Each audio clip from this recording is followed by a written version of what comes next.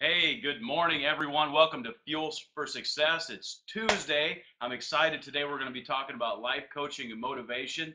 We're here together in the studio again in beautiful Tampa, Florida. I just sent out a tweet. I said it's 70 degrees here, which is exactly 83 degrees warmer than it is back at my house. So, How's that make you feel? feel like we need to get the show done and go outside. Yeah, we're heading to the beach today. We wanted to go yesterday, but work proceeded, and I'm proud of us. Yeah, We chose the discipline path. We had things we had to get done. We put our head down and we executed. that's right. Wasn't easy, That's right. but successful people don't do what's easy. Well, a lot of times you're faced with choices. You either do what you want to do or what you have to do. Ooh, that's good. And sometimes you just got Well, to do what you sometimes got to do. successful people do what's easy. That's smart. Sure. Like I use an iPhone Right. because it's easy. It is easy. So, hey, I'm excited to be here with you today. Life coaching and motivation. We've got tons of questions. I want to ask, everybody that's on the show, please feel free to ask questions. Click in the over there. Yes, over there on the chat box. Go ahead and type in your questions. We'd love to see you interacted. Click on the question box to ask a question, submit it, Glad to and see all of our friends on here today, man. Appreciate everybody taking time to watch us live. And then those that are going to be watching later on the archives, I appreciate that very much. Can you believe this is our 20th episode? 20th episode. It's pretty exciting, isn't it? You know how committed Mike is to these shows? His wife, you know, booked their tickets home.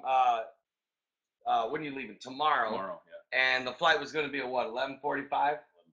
Which meant he would have either had to only do like the first 15 minutes of our show from the airport or miss it altogether. And they changed their tickets to fly home later in the day just so they could be a part of our show. That's commitment, babe. That's what I'm talking about. Well, I love doing it. First of all, and second of all, when you make a commitment to something, I think it's important that you follow through. And so we definitely want to do that. Man, it's so awesome to see everybody here. I feel like we're in a room full of friends. We are. We got a lot of friends on there. Absolutely. And it's cold everywhere except here. Sorry about that. I Don't keep trying to tell everybody that Florida's the place to be. don't hate us, please. And then people, when I'm out and about, they say, yeah, but it's so hot there. No, it's not. No. No, it's not bad. It's mind over matter. Your body gets used to it. Only whiners say it's hot here. Like in the summer, when it's hot, I'm okay with it. It never bothers me, right? Like I'm never like whining about it. Oh my God, it's so hot. I'm like happy. It's hot, or I'm happy. The only thing I'm not happy about is if it rains. Don't like rain. Breaking news, Mike. I'm on Vine now. That's right. Snapchat. I Snapchatted my son this morning at the red light on our way to school, and he like lost it. He goes, "Oh my God, my dad's on Snapchat." It was so funny. He like literally lost it. And the Vine thing. I'm enjoying the Vine thing. My kids are like, my dad's on Vine. That's so weird. And I'm mad they're on Instagram. Get off our Instagram. That was for us. Get off the My grass. grandma's on Instagram. Your grandma's on. It bothers me. It bothers me. Okay. Hey, we should probably talk about some questions or Yeah, something. let's get to our subject matter, which is life coaching and motivation. Because a lot of people out there, I'm a life coach. I'm also a motivational speaker. And so a lot of people, have tried, maybe wanted to do some life coaching, but couldn't afford it at the time. So we want to bring it free every single Tuesday. This is the day we get very practical and we talk about things that can better our life. Good.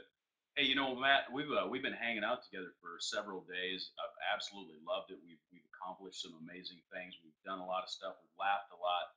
But just hanging out with you and interacting, and stopping into a Starbucks, going into a restaurant, it's very obvious. It's very clear to me that you're a people person. You connect with people well. You connect easily. You have, just really, it feels like, it seems like a gift. But for our folks that are watching and anybody who's interested in, being able to connect with people better, to be a better people person, whether it's, working a room or just engaging in conversation with someone, what's your advice to someone who wants to be a better people That's person? very good. I think it starts with, first of all, loving people. Like, I straight up love people. Yeah.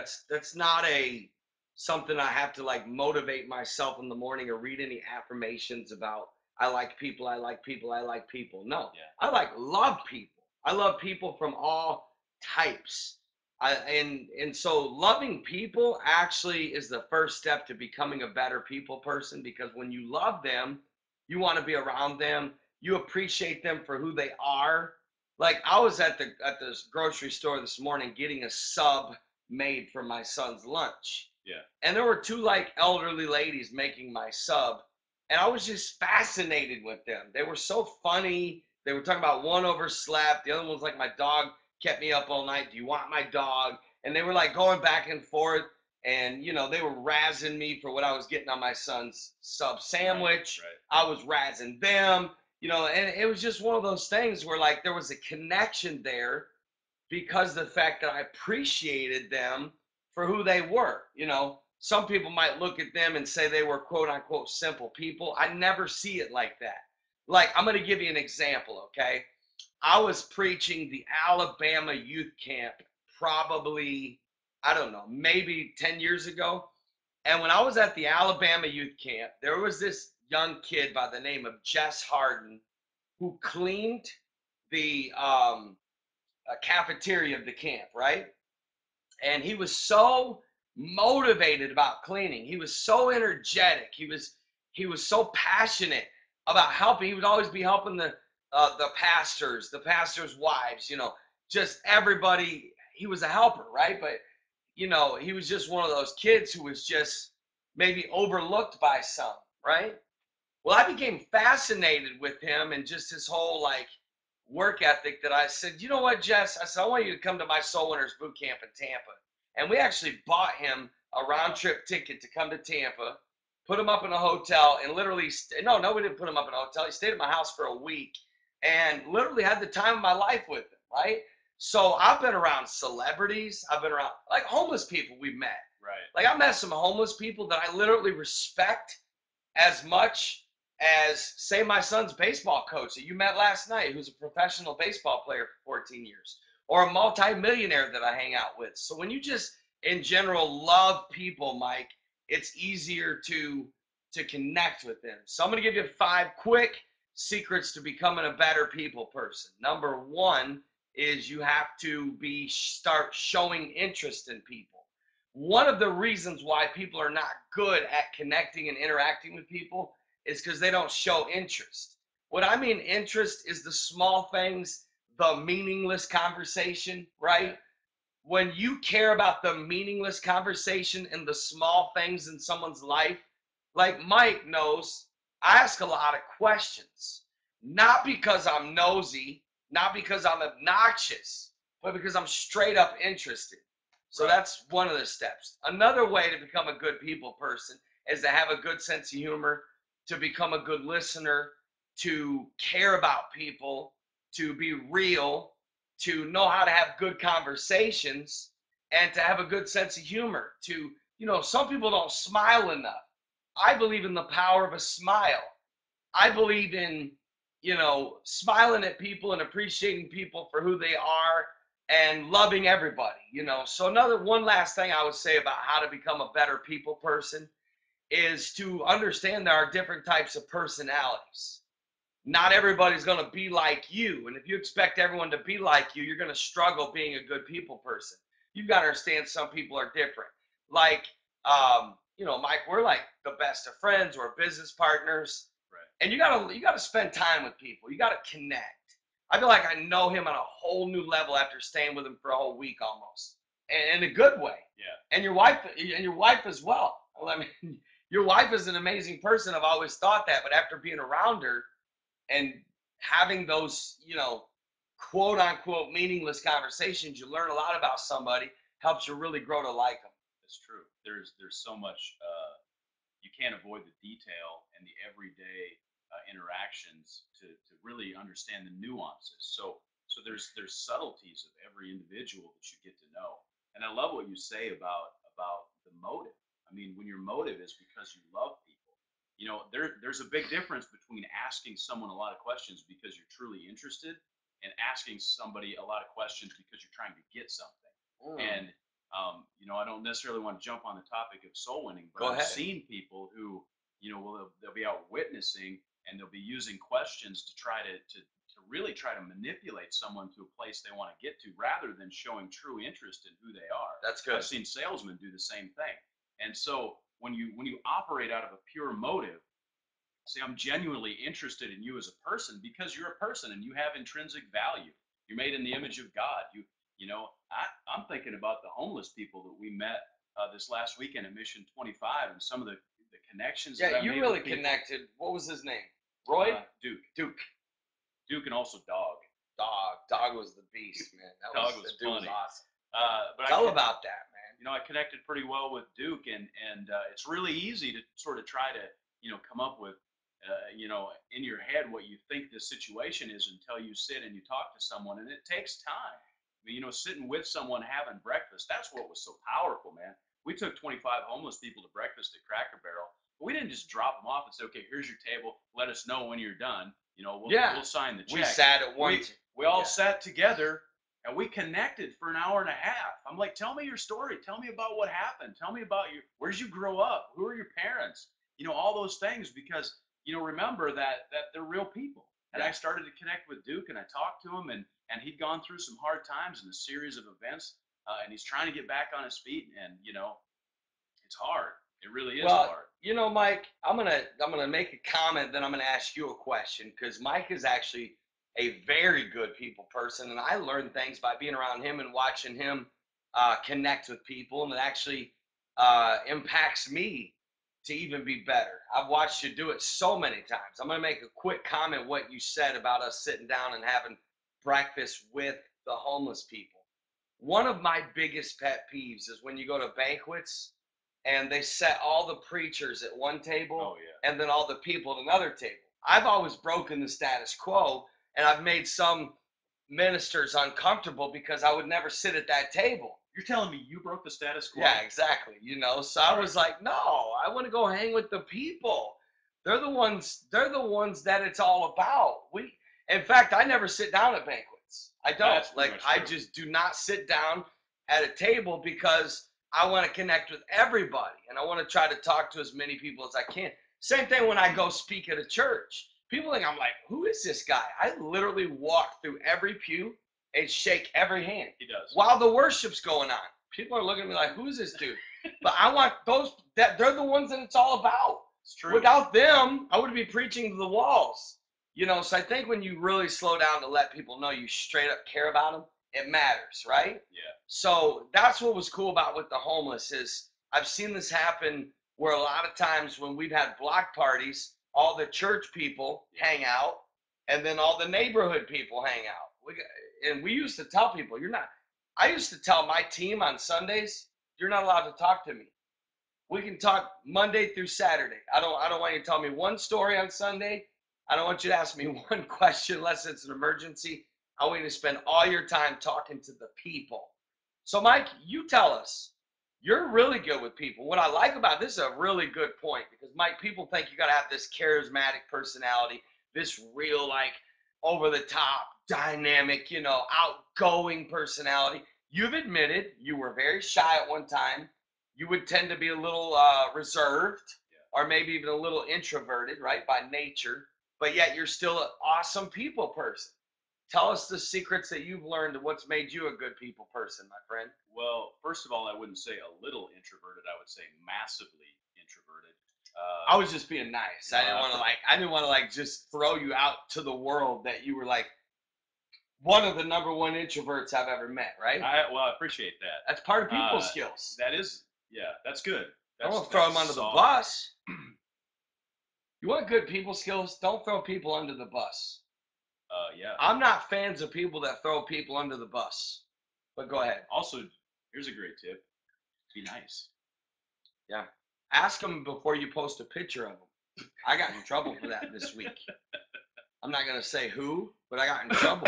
Carol. Anyways, exactly. Carol, if you're watching, I'm sorry. Go ahead. What were we talking about? Oh, right. So I was a horrible introvert. I mean, like I could tell stories.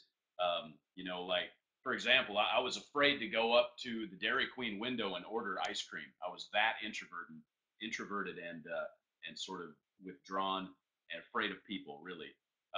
And it really, there were several things that happened that sort of I began to develop the skills to be able to interact with people, mostly from on a professional level. But then, of course, the Holy Ghost really helps that. And my wife was actually instrumental in that, and she has taught me, by example, that everyone is really the same. I mean, we're all made of the same thing. People are the same, and I always kind of make the observation that everyone seems weird when you first meet them because everyone's a little bit different than you. And so for me, there was always this anxiety, but you just push through that and you begin to connect with people and you realize that at the core, I mean, somebody who's radically different than you, right? Is so much, they have the same emotions and the same thoughts and the same feelings. I had an epiphany once, actually. I was sitting on, this is crazy. I grew up in a tiny little rural community in southern Iowa, surrounded by cornfields. Nobody lived within 3 miles of me. There were like 3,000 people in the whole county. I mean, it was the sticks, right? As rural as it gets in this country. And several years ago, I was teaching a home Bible study to a gentleman who grew up on the streets of South Chicago. He was a gang member. He'd been shot 3 times.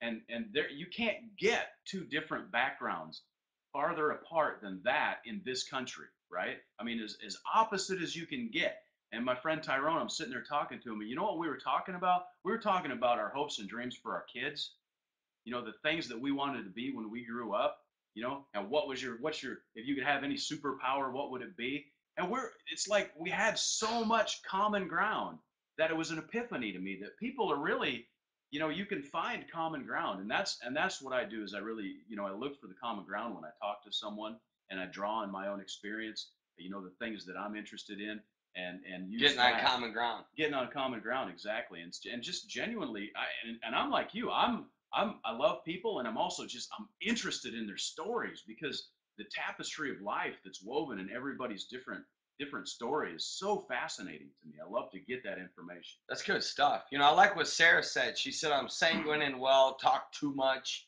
And even in her typing, you can tell her talking too much by all the O's, the personalities coming out. Right. Appreciate the confession, Sarah. No, I'm with you. I can relate. I had to learn how to listen and respond what to say when they say, that's good stuff. Hold on, it says more. Oh, then just to listen again. Yeah, listening. We should have had a class every year through high school or through school from kindergarten to high school about listening and communication because it is the thing that's killing relationships, businesses, marriages, parents and children, communication, and really listening. People, there's a difference between hearing something that's said and listening, Yeah, right? yeah. And really, to be a good people person, people are going to have to like you and want to be around you. And one of the things is to listen. I'm going to say one more thing. What's not going to make you a good people person at all is being the person that dominates the entire conversation by talking too much. Now, Right. I'm genuinely a conversationalist, ask questions, listen, but it really gets on my nerves extremely when, let's say, I got an hour ride in the car with somebody and they do all the talking. That's an ego problem. Yeah. It really is. It's an ego problem. Listen, mark it down. It's an ego problem when someone does all the talking in a conversation. You've got to have a ping pong match. You serve the ball across the table, they serve it back, right? So every once in a while, you got to fire some questions back. That's the real secret to a good conversation. I err on the side of caution. In other words, I would much rather, I'm pretty much terrified of being that guy, right? I Yes. don't want to be that guy. I don't want to be the blah, blah, blah, blah, blah, blah, blah. This is me, me, me, me, me, me, me. So I will always try to draw a conversation out of other people because I really feel like I'd rather err on the side of caution and be that. You know what? I've had conversations with people where I've spent 15 minutes and all I did was ask about 4 questions and sort of actively listen. And, by actively listening, we're just like, really? So you had a car accident when you were 15? And then they continue on. And then you ask those sort of leading questions. And after 15, 20 minutes, they're like, man, that guy's the coolest guy I ever met. They don't know a thing about me. Yeah. Yeah. They didn't ask you any questions back, is what you're saying. Yeah. Did it hurt? Are you okay? he was crying last night, and I was listening to him, and he just started crying, and I was trying to help him. He consoled me. He's good like that. Stop your whining. No, I'm just kidding. Good to see Seth on here, man. Hey, Seth Seth. is Seth. I love Seth. 17 years old, man. He and his Right. mom drove all night to come to the Tampa Mission 25. They got here, and they were such a blessing, bro. They were Right. a huge blessing. Seth, if I could take every 17-year-old kid and say, be like Seth, we should do like be like Seth wristbands. You know what I'm saying? Seth was awesome. He worked, he served. He was just a great kid. Thank you, Seth, for everything. It's great. Bruh. Great to meet Julie too at Mission 25. Glad you made it home safe, Julie. Julie from Texas. Thanks for coming, Julie. Julie was a huge blessing. Yes. Those homeless people loved her. She was really good at connect. Good to see my friend Derek Weber, man. I enjoyed having tea with he and his wife. It was only for about 30 minutes, but it was quality time. And good to see David Tainer. David Tainer is a genius for Apple, man. My boy fixed my iPhone case glass broke yesterday for no reason. I didn't even drop it. Like broke bad. Look at bad. Shattered. In fact, hold on. It's in here somewhere. Keep talking. I'll keep talking. He said he can get it fixed, Matt. Yeah, Pacey. So that's interesting. Good to see you, Pacey. God convicted her last night of being a better listener, and it is important to be a good listener. Now I'm nervous because I and can't even find the broken iPhone. It's here. We'll find it later. Spirit of Carol's come upon me. What he means by that is my wife tends to occasionally misplace things. Only a few times a day, bro. Go easy on her. All right, so that's great information about how to be a better people person. I appreciate you sharing all that, Matt. Let's jump. Practice good listening, guys. Practice the type of listening. Good listening happens with the eyes, okay? And good listening is you're not even thinking about what you're going to say. Your goal is a good listener literally should be able to explain back to the person exactly what they said, right? Yeah. Now I'm going to give you a little tool for all you couples out there, okay? When I did marriage counseling when I was a pastor and couples would come in and man, they would go back and forth. And I'd say, look, guys, there's no way we can win here. So here's what we're going to do. We're going to establish something that's extremely well-meaning to both of you, right?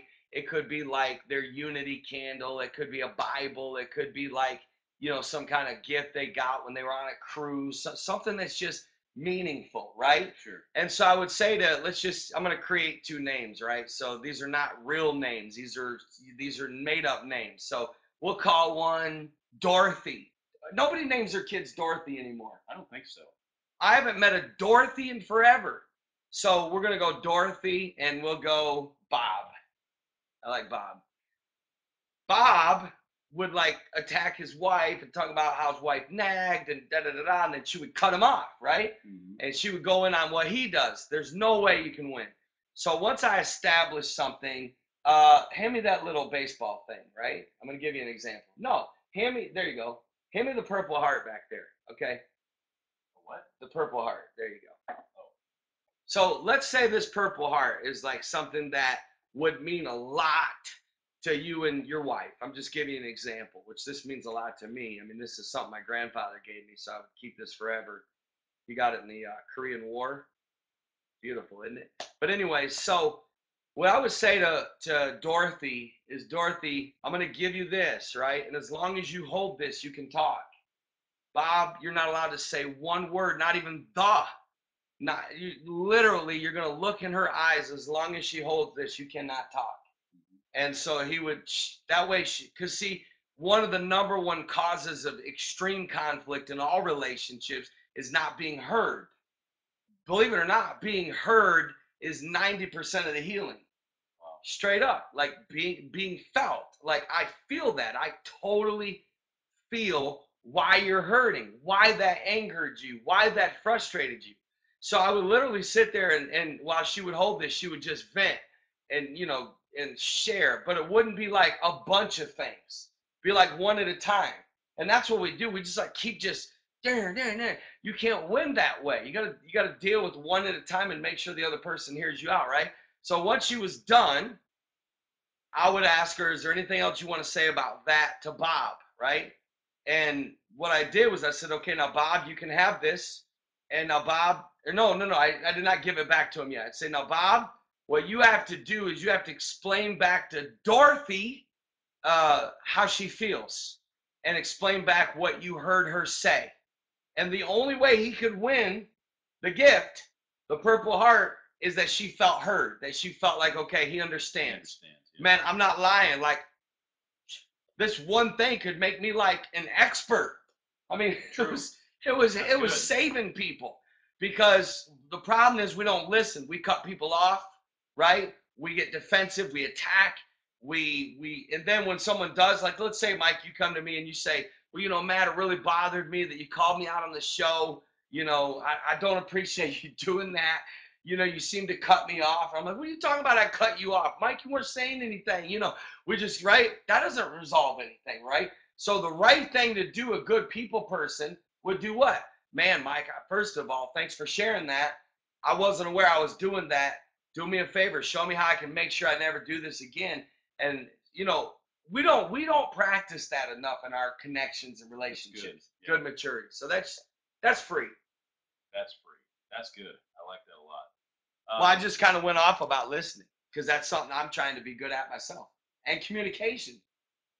Communication is What's hard. going through your mind right now? Like this second, what's going through your mind? Are you thinking, we only got 4 minutes? Can I get another question? Pretty much. Are you going to start using the thing? Well, actually, that's great. And the concept, even in a non-structured sort of situation, Yeah. using that concept to, because we can implement that in our everyday lives.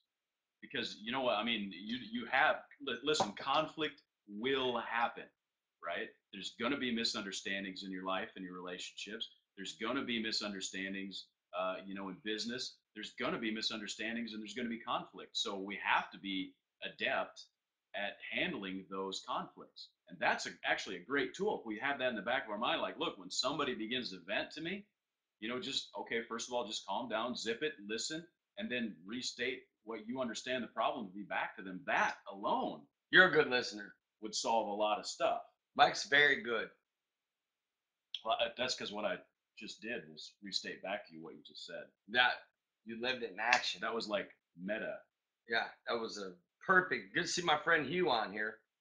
Hey, by the way, guys, almost all the people on here, almost all of them, gave a donation to Mission 25. Oh, right. Yeah. Seriously, thank you guys. Amazing things took place in Tampa because of all the people that donated.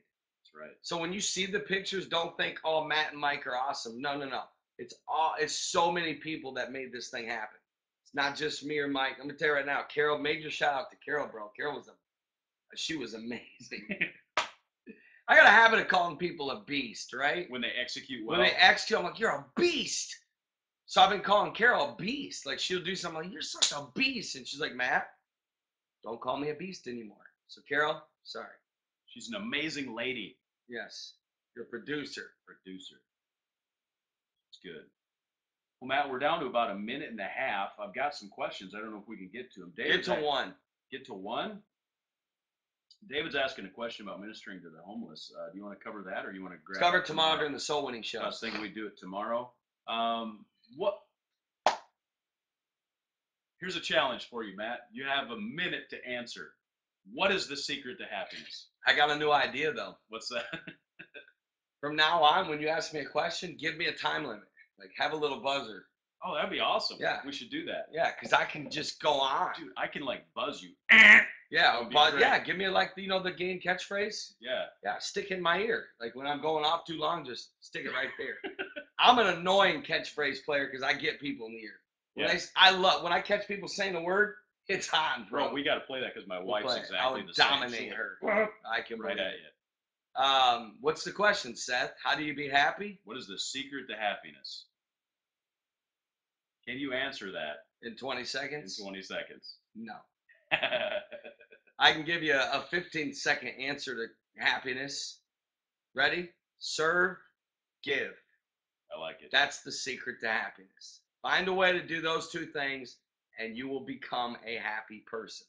So it's been a joy, guys. We'd love to stay on. Unfortunately, we have a lot to do. We got to get to the beach. Somebody's got to. We're going right now, literally now.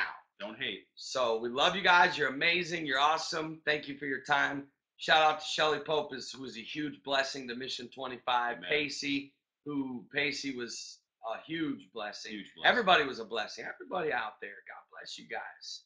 Good to see Arnie from Canada. Thank you, Arnie. We got a couple of Canadians on this thing today. We love Canadians.